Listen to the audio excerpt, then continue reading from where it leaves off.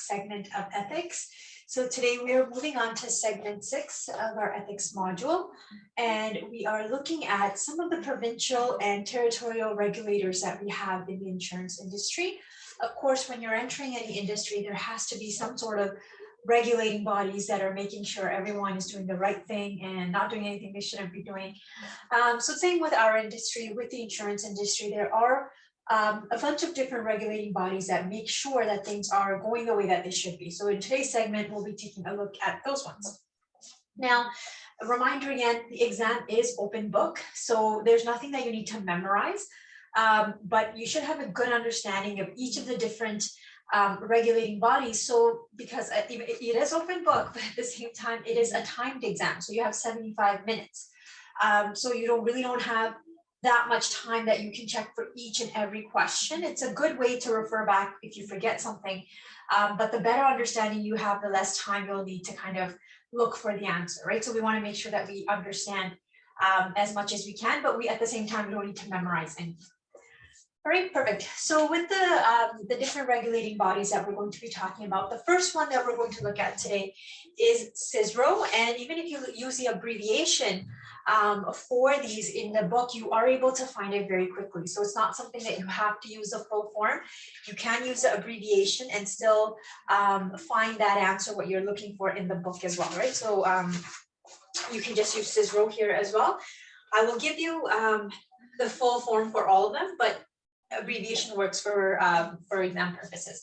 So what CISRO stands for here is the Canadian Insurance Services Regulatory Organization, right?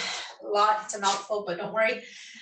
And all it is, it's just an interjurisdictional group. So what that means is that it's combining different jurisdictions. It's a combination of different jurisdictions, and their key function, their key goal is to make sure that that they administer the regulatory system which is applicable to insurance intermediaries. And what do we mean by that? So they want to make sure that they're enacting that legislation, that they are making sure that the rules are being followed and that the rules are being met, and that they are sort of protecting the individuals that are involved here, right? So that they are protecting the persons and their property. So it's just a way to kind of give that peace of mind to your client that there are different sort of bodies that are regulating this industry.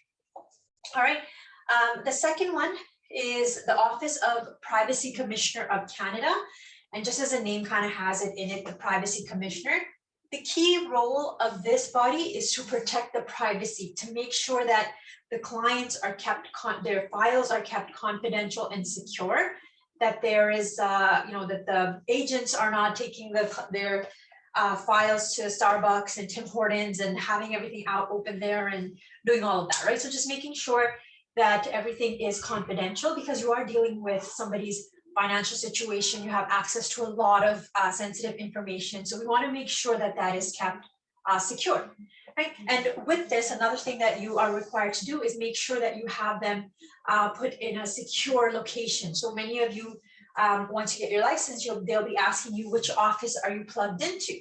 That doesn't necessarily mean that you are actually physically at an office every single day, but that means that where are your files kept, right? They want to make sure it's in this proper secure building, secure place, so it is safe. All right. The next one, now I put a star here for this one because this is a very popular one. I can almost guarantee you that you will definitely have a question, one or two questions, even for FinTrack. This is, and not just for ethics, this comes up again in the other modules as well. So definitely I would really recommend you take the time to read this through in your book to really familiarize yourself with what FinTrack is, how it works, just so you have a very good understanding. All right, and FinTrack, what this body is and what the purpose of this body here is, it stands for Financial Transactions and Reports Analysis Center of Canada. But FinTrack works great for exams, so you don't have to memorize the whole thing.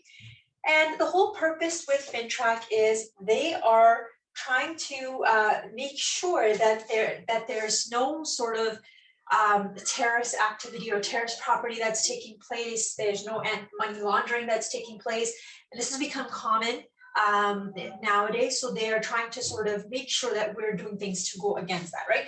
So you have to report suspicious transactions, and it is the agent's responsibility. So if there's something that is suspicious, that the person is not really able to provide the proper IDs, or it's a huge cash transaction and it's just kind of raising flags, you have to report that. And you have an obligation to report all of that in 30 days, right? So this, you can get in trouble if there is something suspicious and you don't report it. It might be nothing, it might be something, but that's something they will investigate and get to the bottom of. But your duty is to report, because it is the agent who kind of sees those red flags. You're dealing with the client, and you kind of can see if they're not really having everything ready or things seem off, right? So you do have to report that in 30 days.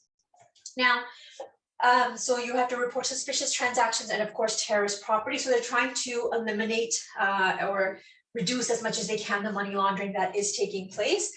And how do we do that? How do we really figure out if we need to report, or what are the roles that the agent has? Okay, so the agent has one important role, which is to ascertain identity. And ascertain just means kind of like to verify, to confirm, to make sure that everything is good, everything is the way that they're declaring it to be. And when you ascertain identity, you don't have to do it for all products. So FinTrack is kind of telling you that there's certain products you don't have to ascertain identity for, and certain you do. And there's limitations of cash for certain things, right? So again, go with the book, because it is a few pages in terms of explanation. So just read over it, but we'll give you the blur over here for what it is. All right, so you have to ascertain identity if somebody is purchasing immediate or deferred annuity. So annuities we get to in the 4th module, but all it is, it's when you are creating a stream of income. So if someone has, let's say they have some sort of inheritance, and instead of just taking the whole thing, they want to give that and get a stream of income. So get a certain amount, like a salary almost, income every single month, right? So from that pool, they'll be given their principal and interest every month.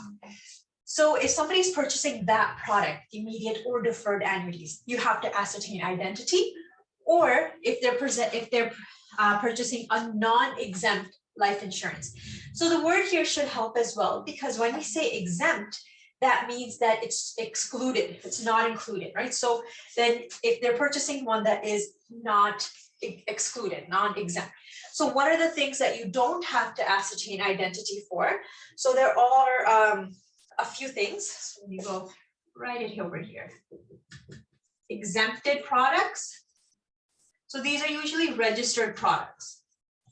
Your RRSP, all the ones that are sort of registered, locked in retirement fund, and also TFSA, right? So I'll just give you a few examples. Locked in retirement account, and the book has all of the list of the things that are exempted. So those are the things you do not have to ascertain identity for. You don't have to go through that procedure to do that. And also exempted life insurance. So they'll tell you, for exam purposes in the question itself, if the product is exempted or if it's non-exempted. So for those ones, then you will not be needing to do that. Okay, perfect. So now let's say the client is purchasing one of these things or a non-registered plan, and we do have to ascertain identity. What do we do? So if you do have to ascertain identity, one of the key things is you have to see the original only. And in the question, they do try to trick you many times that the person is presenting a scanned copy or a photocopy. So we're not accepting that, right? It has to be the original only. And it has to be things such as birth certificate, driver's license, passport, record of landing. So try to think about government issued IDs, right? We're not accepting bank cards, you're not accepting student ID cards, credit cards, no. So it has to be issued by the government. Those are the IDs that you are able to accept to ascertain identity, to verify their identity. And it has to be originals only, right? So you're not taking any photocopies or anything like that to ascertain the identity. Another part of FinTrack, so we're going to continue with FinTrack. I'm just going to switch over to the next part and just erase this, clear this up.